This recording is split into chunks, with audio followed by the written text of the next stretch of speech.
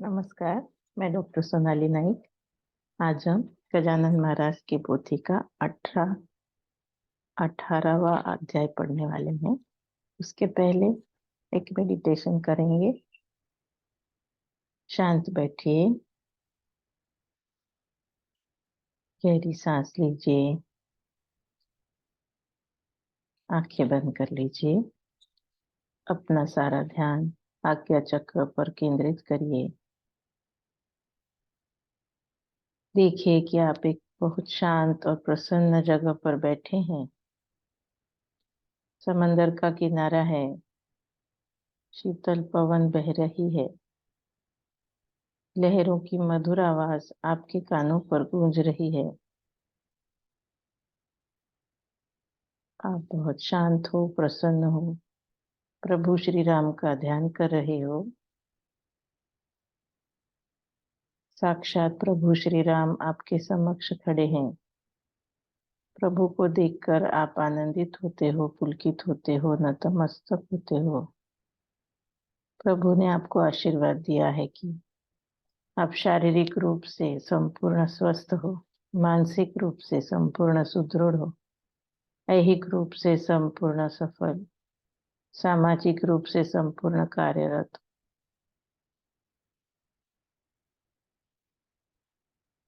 प्रभु के इस आशीर्वाद को पाकर आप आनंदित होते हो, पुलकित होते हो। प्रभु की शक्ति का कवच आपके इर्द गिर्द सदैव बना रहता है। इस कवच के भीतर आप सदैव सुरक्षित, सदैव सुखी, सदैव स्वस्थ, सदैव समाधानी होते हो। इसी के कारण आपका जीवन विलक्षण माधुर्य, अलौकिक उल्लास, अभूतपूर्व आनंद से भरपूर है। धन्यवाद दीजिए, अनुभव लीजिए। आंखें खोलिए। जय गजानन। श्री गणेशाय नमः। जय जय हे चिद्विलास, हे गोविंद श्रीनिवास, पाहि माम दीन बंधु, हे आनंद कंद परेश। हे केशव, हे केशी मर्दन, हे माधव, हे मधुसूदन, पांडुरंग रुक्मिणीपति, हे पूतना प्राण शोषण। आपको है पूर्ण ज्ञात जो है मेरे मन में बात, फिर आपको बोलकर क्या बताऊं रमानाथ। भक्त की हर इच्छा पूरी आप करते हो श्री हरि, ऐसी साबित करती है पुराण कथाएं सारी। अतः मेरे पंढरीनाथ, पूर्ण करना मनोरथ, कठोरता त्याग देना, दास गणों है शरणागत। आकोट के पास में मुंडगांव नामक नगरी में बायजा एक रहती, जिसकी निष्ठा थी समर्थ में। हल्दी माली के वंश में जन्म लिया था उसने, शिवराम पिता था उसका। जन्म दिया भूलाबाई ने, बचपन में बायजा का विवाह हो चुका था, पर टले कैसे माथे पर विधाता ने जो लिखा था। यौवन आया बाईजी को, पिता फिर ले गया उसको जामात के घर पर गर्भाधान करने को, पर उपयोग नहीं हुआ, जामात षंड साबित हुआ। तब जनक जननी को अनावर शोक हुआ, बाईजी को देखकर आंसू बहते थे झरझर। माता सोचे पुत्री बांझ रहेगी क्या जीवन भर। भुलाई बोली पति को, ऐसे ही ना रखना इसको, दूसरी जगह पर हम ब्याह देंगे बाईजी को। श्री राम बोले, इस पर हिम्मत नहीं देना हार, जल्दी समझ आता नहीं पुरुषत्व का हमें प्रकार। ऐसी अधीर मत होना, थोड़ा इंतजार करना, बाईजी को कुछ दिन ससुराल में ही रखना। षंडत्व भले ही आया हो, वह दूर हो सह सकता हो औषध की सहायता से, बस थोड़ा इंतजार हो। दोनों ने यह विचार किया, बाईजा को रख दिया ससुराल में। शिवराम फिर मुंडगांव को घर आया। वर्ण काला सावला, 15 वर्ष 15-16, ऊपर से शरीर भी था यौवन से भरा हुआ, नैन नक्श चमकदार, शरीर में भरा उभार, जो भी कामुक उसे देखता मोहित होते उसके विचार। बाईजी को देखकर जेठ के मन के अंदर उसकी प्राप्ति की कामना होने लगी बलवत्तर। बाईजी को था फुसलाना, जेठ ने प्रयत्न किए नाना। बार बार बाईजी को शुरू किया ऐसा कहना, ऐसे नाराज नहीं होना, मुझे ही पति मान लेना, आमरण तेरा पोषण करने में समर्थ होना, ऐसा कुढ़ना छोड़कर मन को आनंदित कर पगली मेरे साथ रहना, मुझे पति समझकर समझाता ऐसा कुछ, इशारे भी करता था कुछ, उसके मन को मोह लेने आमिष भी देता था कुछ। फायदा कुछ हुआ नहीं, बाईजी का साथ मिला नहीं। बोली, हे नारायण, मेरी क्यों दुर्दशा थमती नहीं। पूर्ण काल जीवन का ध्यान किया इन चरणों का, आज मुझे यह फल मिल रहा है कि उसका। जिसका मैंने हाथ पकड़ा वह तो पुरुष नहीं निकला, दैव गति से घर प्रपंच भाग्य में ही नहीं दिखता। हुआ वही जो था होना, अब तो मन भक्ति में लगना। हे शेषशायी, पर पुरुष का स्पर्श मुझे नहीं होने देना। एक रात एकांत में जेठ आ गया पास में, विचार अपना व्यक्त करने उमड़ा था जो उसके मन में। उसको इनकार कर बायजा ने दिया उत्तर, लाज शर्म बची नहीं कैसे तेरे मन के अंदर। जेठ का मैं करती मान, मेरे पिता के समान, ऐसे स्वैर बंधना नहीं, मन को जरा दे लगा। सुनकर बायजा का भाषण पलटा नहीं उसका मन, वासना बलवान होने पर नीति का है होता हनन। बायजा पर हाथ डालने जैसे ही कोशिश की उसने, माड़ी से उसका पुत्र गिरा, दिख गया पल पल भर में। सिर उसका फट गया, बायजा ने उठा लिया, गोद में लेकर घाव पर मरहम भी लगा दिया। बायजा बोली, हे जेठ, विचार कीजिए नेक, पर स्त्री का अभिलाषा अपने दिल से देना पे। लड़के का गिरा देख जब तब जागा भय मन में, पश्चाताप भी हुआ उसे अपने किए कर्म का। बाईजी का पीछा छोड़ दिया, शांति से रहने लग गया। फिर शिवराम लड़की को मुंडगांव ही ले आया। बुलाई बोले पति को, चलो चले श्री गांव को, बाईजी का भविष्य पूछे श्री गजानन महाराज को। मान्य हुआ शिवराम को, आया लेकर कन्या को, श्री गजानन को पूछने, साथ लिए पत्नी को। हाथ जोड़ प्रणाम किया, पुत्री से भी करवाया। पुत्र पौत्र दीजिए इसे, मनोरथ व्यक्त किया। बात यह सुनकर शिवराम से कहा हंसकर, विधाता ने पुत्र नहीं लिखा इसके ललाट पर। इस जग के पुरुष तमाम इसके है तात समान, इसके ब्याह के झमेले में पड़ने का नहीं लेना ना। दुख हुआ अनावर शिवराम को यह सुनकर वापस पहुंचा मुंडगांव को बाईजी को साथ लेकर। पर इस समर्थ वचन से बाईजी प्रसन्न हो गई मन से। गजानन चरणों में निष्ठा उसकी जुड़ गई तब से। महाराज का भक्त एक मुंडगांव का पुंडलिक, उसके सिंह शेगांव बायजा जाने लगी निशंक। शुरू में न किया विरोध माता पिता ने, बेरो कटोक जाने लिया उन दोनों को, नहीं कही न थी नोकझोंक। उन्होंने सोचा यह कारण, इसने पकड़े साधु चरण, निज कृपा से महाराज करेंगे दुख निवारण। पुरुषत्व देंगे दामाद को, अशक्य नहीं कुछ संतों को। ऐसा सोचकर मन में शांत किया विचारों को। कुंडली के साथ में बायजा जो लगी जाने, चर्चाएं शुरू हो गई इस प्रकार जग भर में। शेगांव के वारी का ढोंग है यह दोनों का, यौवन में परमार्थ में लगता न मन मनुष्य का। तरुणावस्था पुंडलिक की, बायजा भी है युवती, विषय वासना से भरी निश्चित है वारी इनकी। चाहते एक दूसरे को विषय सुख भोगने को, शेगांव वारी की युक्ति सूझी है इन दोनों को। पुंडलिक अगर माली होता, विचार कुछ योग्य होता दोनों की शादी का, क्योंकि दोनों ही की है तरुणावस्था। पर पुंडलिक है मराठी और यह माली की बेटी, इन्हें अलग करना होगा, क्योंकि अलग अलग है जाति। लेकिन इन दोनों के विचार अति शुद्ध थे, काम वासना विकार मन में नहीं पनपे थे। भुलाई ने बेटी को डांटा, अरे कैसी है तू उल्टा, दिन रात उसके घर जाने को कारण समझ नहीं आता। इस तरुण उम्र में परमार्थ न होता मन में, लोमड़ी भूखी नहीं रहती कभी गन्ने के खेत में। घास देख का कभी बैल आगे बढ़ा नहीं, हे कुपुत्री हमारे मुख को कालिक तो पोतना नहीं। फिर बोली शिवराम से, ऐसे ही मत रखो इसे, पुनर्विवाह कराओ इसका किसी माली के लड़के से। यह पुंडली की घर जाती, प्रेम भरी बातें करती, एक दूसरे को देख इनके मन में जागती है प्रीति। चलो शेगांव चलते हैं, साथ इसे भी लेते हैं, इसकी सारी करतूतें महाराज से कहते हैं। संत चाहते सन्निधि और जानते बात सभी, चंदन के पेट से नहीं निकलती दुर्गंध कभी। भूला शिवराम बाईजी, साथ में था पुंडलिक भी। शेगांव पहुंच महाराज के चरणों में झुके सभी। पुंडलिक को देख दयागण बोले लगे ऐसे वचन, हे पुंडलिक, पूर्व जन्म की बायजा है तेरी बहन, लोगों को निंदा करने देना, बहन को दूर न करना, दोनों मिलकर सच्चिदानंद हरि की तुम भक्ति करना। साफ है पुत्री का मन, इस पर न कर दोषारोपण, भूले ये दोनों तो है पूर्व जन्म के भाई बहन। जग में बाईजी के लिए कहीं पर पति नहीं है, घर गृहस्थी करने को यह जग में आई नहीं है, इसे जिंदगी भर सारी रहना है ब्रह्मचारी। इस प्रकार पंढरपुर की जनाबाई थी साध्वी नारी, किया नामदेव गुरु उसने, यह शरण आई हमें, हमारी जनी को कभी कष्ट नहीं देना किसी ने। महाराज का यह वचन शिवराम ने क्रिया श्रवण, मुंह से शब्द निकले नहीं, गदगद हुआ उसका मन। लेकर अपनी कन्या को शिवराम आया मुंडगांव को, किसी ने फिर न टोका नहीं, दोनों को जाने शेगांव।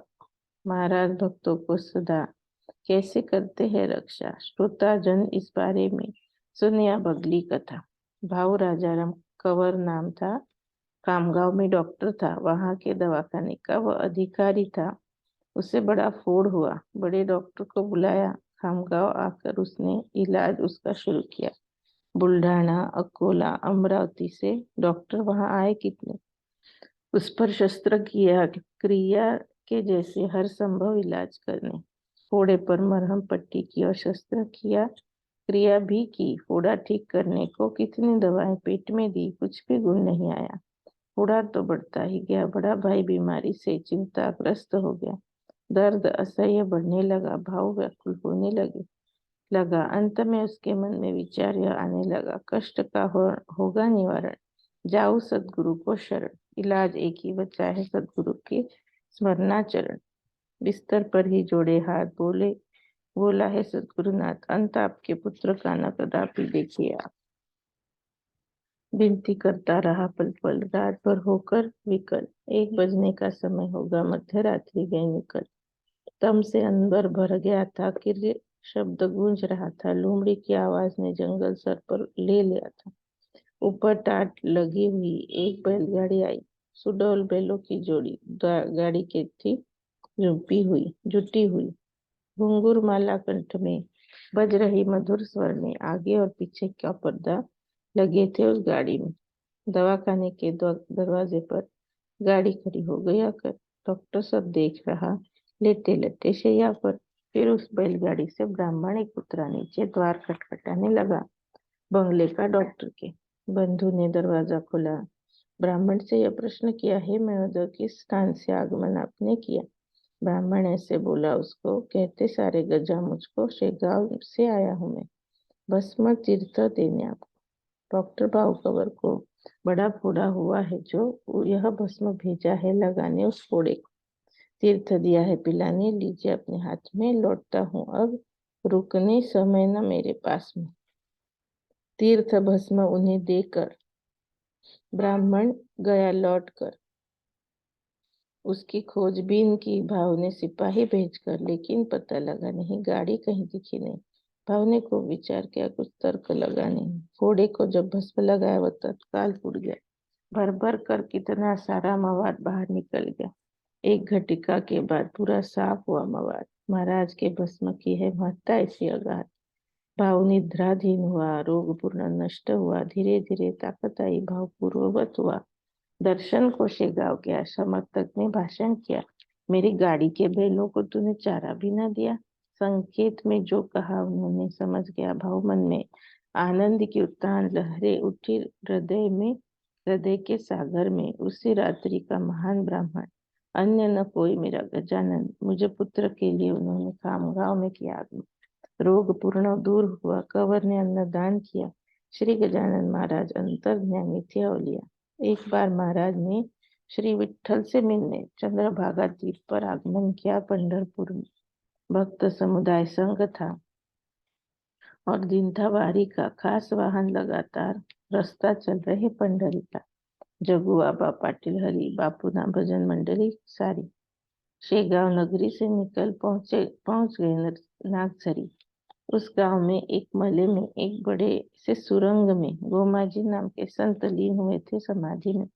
चारों ओर उस मलय के झरने हैं, स्वच्छ जल के, अतः इस स्थल को लोग नागझरी ऐसा कहते।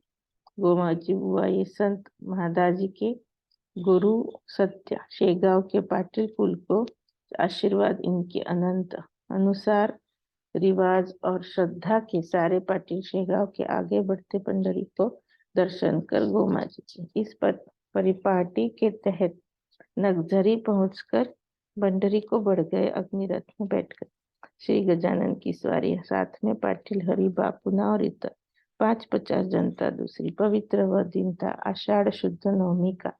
पंढरपुर जाने लगा। समुदाय वारकरियों का मेघों से भरा था अंबर, कहीं कहीं धरती पर पर्जन्य की वृष्टि भी होने लगी। सरसर बन गया पंढरपुर धरती का वैकुंठ नगर।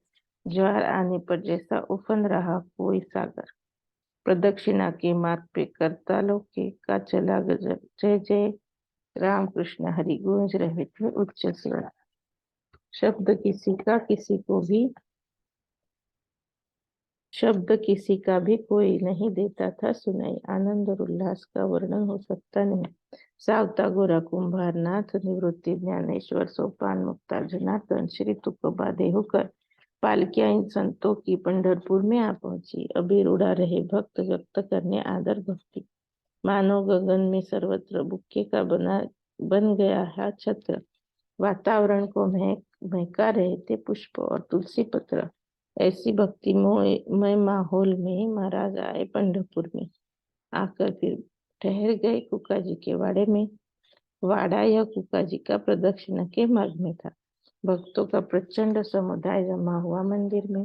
हाथ हाथ के फासले पर पुलिस खड़ी थी। रास्ते पर राह चलते वारकरी हरिभजन कर रहे थे कर।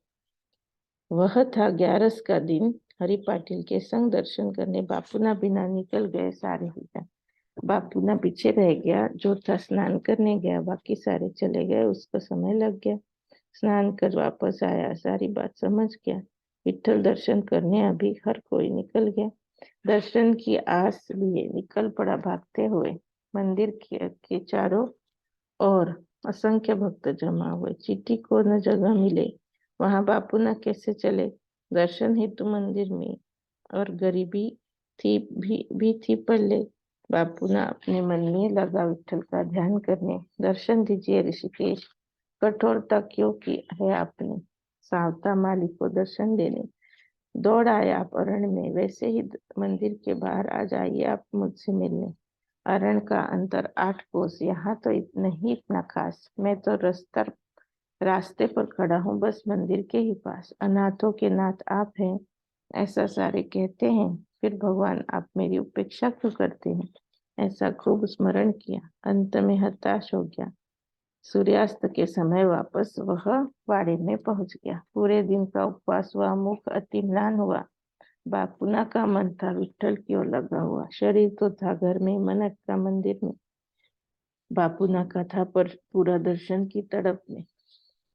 वहां बापुना को देख हंसने लगा व्यक्ति। हरि समझ गए हम कि यह बड़ा अभाग्य एक शेगांव से दर्शन करने आ गया पंढरपुर में। यहाँ आकर नाना खेल देखता रहा शहर भर में। दाम्भिक है इसकी भक्ति, इसे काहे का श्रीपति। ऐन समय पर अभागी को होती नहीं है उपस्थिति। कोई बोले बापूनाथ तो जानता है वेदों को, फिर वह मंदिर में क्यों जाए दर्शन करने को। हृदय में भगवंत उसका सदैव है वास करता। वेदांत ऐसे मानते कि पत्थर में क्या रखा रहता। हम अज्ञ है इसलिए दर्शन करने चले गए। नारायण सर्वत्र खड़े हैं इस बापुना के लिए। फिर दूसरा बोला, इस पर आया ही क्यों। यह यहाँ पर क्या शेगांव में इसको मिल नहीं सकता था ईश्वर। ये वेदों के ज्ञाता बनकर ज्ञान फैलाते है जग भर। बस शब्दों का खेल करते अनुभव न होता रत्ती भर। सगुण उपासना के उपरांत समझ में आता वेदांत। जैसे यौवन मिलता है बाल्यावस्था के उपरांत। हर कोई उसकी ऐसी उड़ाने लगा हंसी। भीड़ से मुकाबले की होगी हिम्मत अकेले की ऐसी। दांत लगाए दांत को भूखा ही था सुबह से। महाराज लेटे हुए सब देख रहे थे जगह से। गरीबों के लिए संचित होते हैं केवल संत, संत संग जिसे मिले होता वह भाग्यवान। समर्थ बोले, अरे बापू ना, क्यों होता है अनमना, रुक्मिणी रमण से मिला दो जिसके तुम्हें है कामना। यह कहकर खड़े हुए, कमर पर हाथ रख के समचरण दिखाने को दोनों पांव जोड़ लिए। पुष्प तुलसी माला कंठ में, देखी मूर्ति सावले रंग में। बापूना ने अपना सर रखा उनके चरणों में, फिर जब ऊपर देखा दिखाई दिए गुरुवर। अति आनंदित हो गया बापूना मन के अंदर। झेला, पगड़ी और धोती घर पर ही जो थी देखी, वे ही चीजें बापूना को उस स्थान पर दिखी। सबने कहा, महाराज को ऐसा ही देना दर्शन हमको, हम भी दोबारा देखना चाहते हैं श्री विठल को। उनका सुनकर भाषण उन्हें बोले, श्री गजानन, पहले तुम बापूना के जैसा करो अपना मन, वह वैसा होगा तब दर्शन कर लेना सब। दर्शन नाम की वस्तु बाजार में मिलती कब, कहाँ से ले आऊं मैं और दिखा दूं तुम्हें। निष्पाप करो अपना मन, संभव हो फिर भविष्य में। उसी जगह दिखा दिए साक्षात विठल समर्थ ने। संतत्व कोई खेल नहीं, कुकाजी के बारे में एक रूप के है साक्षात भगवंत और समर्थ। गुड़ से मिठास दूर करने हम सब है असमर्थ। अंत में प्रसाद लेकर वापस लौटे सब घर पर। दर्शन की छाप अमिट रही बापना के मानस पट पर। इस पुण्य के आधार पर पुत्र जन्मा उसके घर, रसिक चतुर विद्वान बना, संत सेवा होती सफल। पंडरी के प्रसाद से पुत्र प्राप्ति हुई उसे, अतः नामदेव नाम से पुकारने लगा उसे। चौथे बहादुर गांव का एक माली वारकरी था। बाड़े में उतरा क्योंकि वह वराड़ प्रांत का ही था। वहां आषाढ़ी द्वादशी को सारे पंडर क्षेत्र को हैजे ने चपेट में ले लिया। सारे वारकरियों को एक एक कर लगी मरने। घुसे पुलिस घर घर में, रोगियों को छांटने का हुक्म दिया। डॉक्टर ने रोगग्रस्त को खींच लेते, एक गाड़ी में बिठा देते, कुर्डुवाड़ी रास्ते तरफ चंद्रभागा के पार भेजते। भक्त गौठे बहादुर का शिकार हो गया हैजे का। उल्टी दस्त शुरू हुई, नाम नहीं ले रुकने का। हाथ पांव भारी हुए, कोई पास नहीं आया। सेवा उसकी कौन करे, भय सभी को सताया। पुलिस के भय से छुपा कर रखा सबने। शेगावी के सारे लोग निकल पड़े वहां से। खाली हुआ पूरा बाड़ा, रोगी वही रहा पड़ा। संकट के समय कोई पास में न होता खड़ा। साथ देते सुख में सारे, दुख में सबने ही मुंह फेरे। संत या भगवंत ही रखे जब हमको संकट आ घिरे। वह प्रकार देखकर बोले गजानन, साधुवर इसको ले चलो यहाँ से, कैसा पड़ा है ओटले पर। लोग बोले, हे गुरुवर, यह शायद गया है मर, इसके झंझट में पड़े तो आएगी आफत हम पर। 50 लोगों की तादाद है महाराज अपने साथ। पंढरपुर में देखो कितना फैला है हैजे का प्रताप। इस स्थिति में यहाँ पर रुकना नहीं, शेष कर चलो चंद्रभागा के। हम निकल पड़े उस तट पर। फिर महाराज बोले उनको, पागल हो गए हो तुम तो, बात यह उचित नहीं छोड़ना ऐसे देश बंधु को। ऐसा कहकर गए पास, पकड़ा वारकरी का हाथ, उठाकर बिठाया उसे कि मधुरता से बात। चलो बाबा जल्दी उठना, वराड़ प्रांत को है जाना। वारकरी बोला, गुरुदेव अब काहे का वराड़ देखना, समीप है मेरा अंत, पास में ना कोई आपत। डरो न, ऐसा कहने लगे श्री गजानन साधु संत सदगुरु संत। सर पर उसके रखा कर बोले, टला गन्नांतर। उल्टी दस्त बंद हो गए, ठीक लगने लगा सत्वर। ताकत का अनुभव हुआ, वह त्वरित खड़ा हुआ। यम उसे कैसे बुलाए जिस पर संत का लोभ रहा। पूर्ववत हुआ, पल भर में गया सबके साथ में गजानन महाराज के समवेत नदी के उस पार। और आनंदित हो गया, चरणों पर झुक गया, बोला, आपने मृत्यु के चंगुल से मुझे मुक्त किया। यह चमत्कार देखकर जय जयकार के गूंजे स्वर।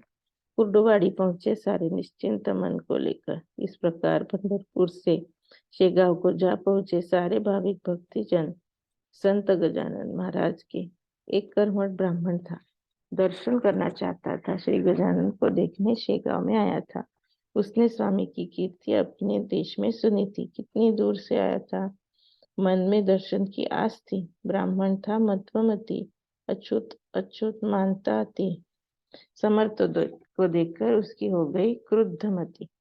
इस पागल का दर्शन करने यहाँ आया मैं व्यर्थ में। यह तो भ्रष्टाचार का शिरोमणि है वास्तव में। छूत अछूत कहीं नहीं, अनाचार है कर हर कहीं। ऐसे पागल को साधु कहते। हाय, लोगों की बुद्धि नहीं। वहां पर उस मठ में काला कुत्ता रास्ते में मृत होकर पड़ा रहा। आने जाने के रास्ते में उस कुत्ते को देखकर खिन्न हुआ मन के अंदर। बोला, पानी लाओ, कैसे शव पड़ा है रास्ते में। इससे कोई नहीं हटाते, गांजा की ही लुत्फ उठाते। महाराज महाराज कहकर इस पागल को वंदन करते। जले इसका यह साधुत्व, ऐसा कैसा मेरा चित्त इसका दर्शन करने को आया मैं ग्राम से दूरस्थ। करने संशय निरसन महाराज ने छोड़ा आसन और पहुंच गए वहां जहां खड़ा था ब्राह्मण। बोले, श्वान नहीं मृत, पूजा करना यह था स्थित।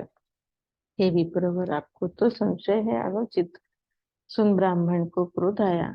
श्री को कहने लग गया, अरे ऐसा पागलपन का दौरा मुझे नहीं आया। कुत्ता मन से मरने हुआ प्रहर, प्रेत उसका सड़क पर पड़ा रहा है, किसी ने भी सोचा ये है क्या। क्षण भर उसका यह भाषण सुनकर महाराज ने दिया उत्तर, हम भ्रष्ट है, ज्ञानी नहीं। आपके जैसे विप्रवर, चिंता न करो, रत्ती भर पानी लाने गागर मेरे पीछे पीछे आप ले आइए। है विप्रवर फिर पास उससे कुत्ते के। श्री गजानन जा पहुंचे, पाद स्पर्श किया कुत्ते को, उठ बैठा वह झट से। ब्राह्मण हो गया निरुत्तर देखकर यह चमत्कार। बोला, सही में ईश्वर सा है इनका महान अधिकार। योग्यता न समझ पाया, भला बुरा कह दिया। यह कहकर महाराज के चरणों को पकड़ लिया। अपराध मेरे गुरुवर सारे देना, क्षमा कर मुझे अनंत अपराधी के रखना हाथ सर पर। इस सकल संसार में केवल आप में जगत का उद्धर ने आपको भेजा है भगवान। सुनिए श्रोताओं, दिन उसी समाराधना उसने की, लीन हो गया चरणों में, छोड़ कुशंका मन की। प्रसाद लिए गया पलट अपने देश की तरफ। समर्थ ही भगवंत है, ऐसी उससे हो गई परख। सस्ते श्री दासगणु विरचित श्री गजानन विजय नामी ग्रंथ। दासगणु चाहता है कि भक्तों को दिखाई सत्पथ। शुभम भवतु। श्री हरिहरार्पणमस्तु। इति श्री गजानन विजय ग्रंथस्य अष्टादशोऽध्यायः समाप्तः।